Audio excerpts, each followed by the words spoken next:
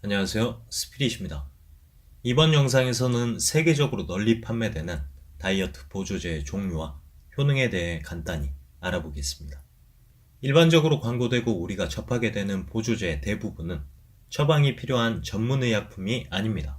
그렇기 때문에 누구나 구입할 수 있으며 시판 전 많은 검토도 필요하지 않기 때문에 과대 광고로 떡칠이 되어 있는 경우가 상당히 많죠. 판매를 위해 제시된 연구자료는 상당히 제한적이며 품질과 신뢰도가 낮은 편이라고 볼 수 있고 판매자의 이익을 추구합니다. 효과 역시 정녕 알 수 없겠죠. 즉 광고만 보고 보조제를 선택했다가는 실망이 클 가능성이 높다는 이야기가 되겠습니다. 다이어트 보조제는 말 그대로 다이어트를 약간 도와줄 수 있는 정도의 효능을 기대하고 구매하는 것이 맞다고 볼 수 있으며 다이어트는 적절한 식이 조절과 운동 그리고 휴식이 베이스로 진행되어야 합니다. 다이어트 보조제 하면 가장 먼저 떠오를 법한 생각 중 하나는 몸에 엄청난 영향을 미치는 약이 아닐까 하는 거겠죠. 약으로 뺀 몸은 오래가지 못할 것이다. 약을 먹으면 몸에 부담이 될 수도 있을 것이다. 이런 부정적인 인식들입니다. 이건 다이어트 보조제에 대한 대표적인 오해라고 볼 수 있습니다.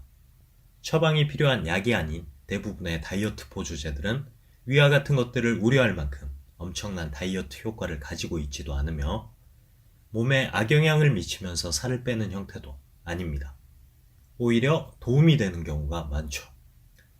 예를 들어 세계적으로 가장 널리 애용되는 다이어트 성분이라고 볼 수 있는 가르시니아의 경우 HCA라 불리는 하이드록시시트린산이 핵심 성분인데 식욕에 영향을 미치는 세로토닌의 활동을 촉진해 식욕을 억제하고 탄수화물을 지방으로 저장하기 위해 필요한 시트레이트 리아제라는 효소의 활성을 막아 지방의 축적을 줄이는 형태의 다이어트 기전을 가지고 있습니다. 콜레스테롤 수치와 내장 지방에도 도움이 되고요. 또 지방 흡수를 막아준다는 키토산의 경우는 담낭을 제거하여 섭취하는 지방 대사에 어려움을 겪는 분께 추천하기도 하죠. 이렇게 대부분의 다이어트 보조제는 여러 가지 효과가 있다고 알려진 약용식물이나 성분의 뿌리를 두고 있는 경우가 많기 때문에 다이어트 외에도 건강에 대한 효능이 있는 경우가 많습니다. 다이어트 보조제는 몸에 안 좋은 게 아닙니다. 다만 효과가 그렇게 크지 않을 뿐이죠. 서두가 길었는데 시판되는 다이어트 보조제의 종류와 간단한 효능을 알아보도록 하겠습니다. 가르시니아는 식욕 억제, 지방연소, 탄수화물 흡수 방지 등 여러 가지 형태의 다이어트 기전을 가지고 있는 성분으로 여러 연구 자료를 가지고 있지만 그 효과에 대해서는 의견이 갈리는 성분입니다. 효과가 있다는 연구가 반, 없다는 연구가 반 정도의 비율이라고 볼 수 있어요. 일부 가벼운 부작용과 간 손상이라는 가볍지 않은 부작용이 보고되었습니다. 와일드 망고는 아디포넥틴 분비를 유도하여 지방의 분해를 촉진하고 식욕과 관련 있는 호르몬인 렙틴 저항성을 개선시켜 다이어트에 효능이 있다고 알려진 성분입니다. 이 와일드 망고에 대한 임상 연구는 그렇게 많지는 않은 편입니다. 두통과 수면장애, 소화불량 등의 작은 부작용의 사례들도 보고되는 성분이에요.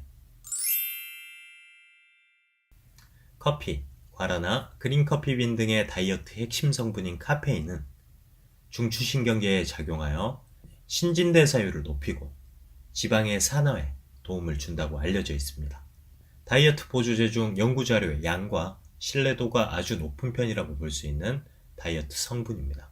커피의 부작용을 공유하겠죠. 녹차 추출물로 널리 알려진 카테킨의 경우 대사량의 증가와 호르몬 분비에 관여하여 체중 감량에 효과가 있습니다. 카페인과 유사하면서도 더 안정적인 형태라고 볼 수 있겠죠.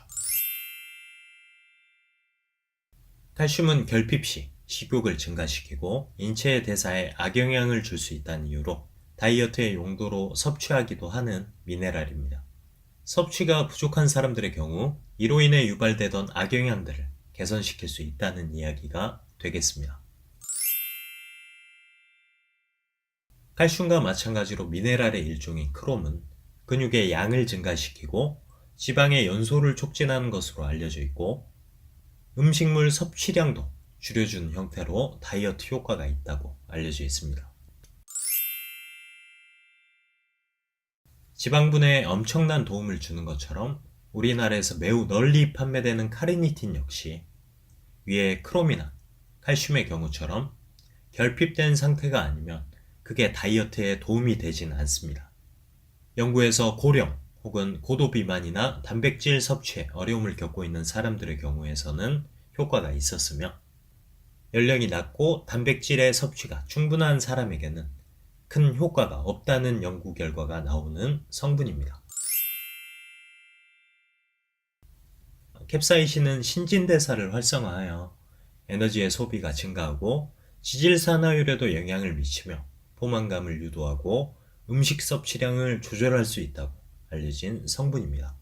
매운맛이죠. 에너지 섭취량과 식욕 등에 중점을 두고 꽤 많은 연구가 진행되었으며 나름 효과가 있다고 알려진 성분입니다. 하지만 인슐린 수치를 증가시키고 소화 및 위장 기능의 문제와 좋은 콜레스테롤인 HDL 수치를 감소시키는 등의 부작용이 있습니다.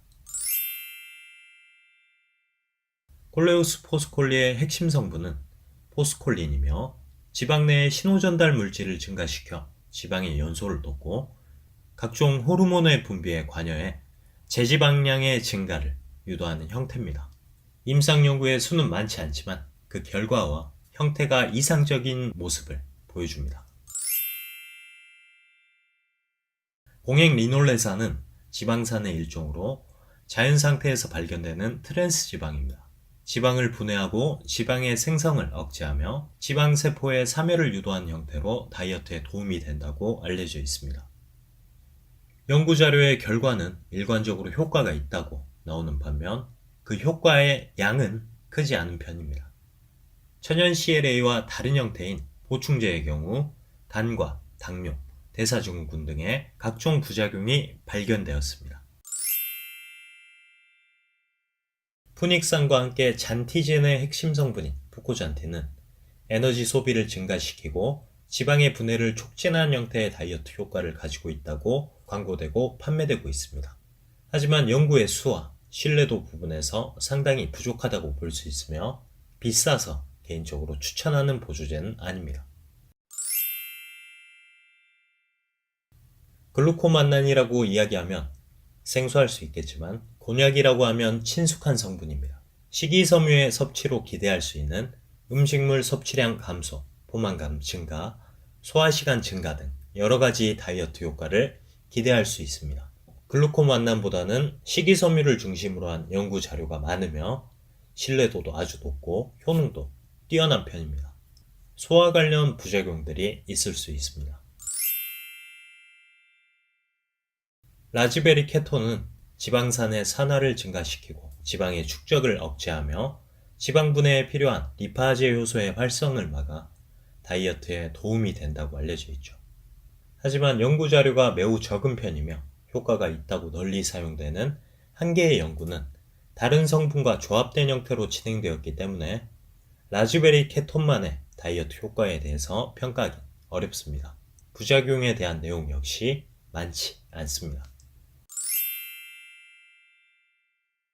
키토산은 동물성 식이섬유라는 별명을 가지고 있기도 합니다.